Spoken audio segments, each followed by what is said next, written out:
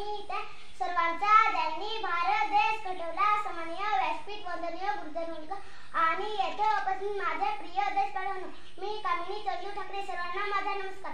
मित्र हो, आज 15 ऑगस्ट आपण सर्वजण येथे भारताचा 78वा स्वातंत्र्य दिन मोठ्या आनंदाने साजरा केला. प्रथम सर्वांना भारतीय स्वातंत्र्य दिनाच्या खूप खूप शुभेच्छा.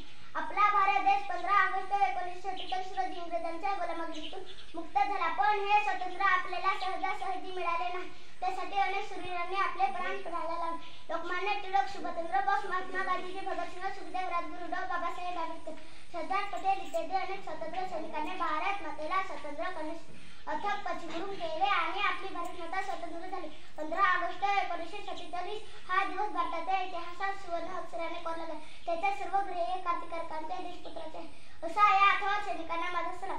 विसरू नका असा वीरांना ज्यांनी देशासाठी दिले. तिरंगा आहे आपली सांगणं, सैनिक सांगतात. जय हिंद, जय महाराष्ट्र.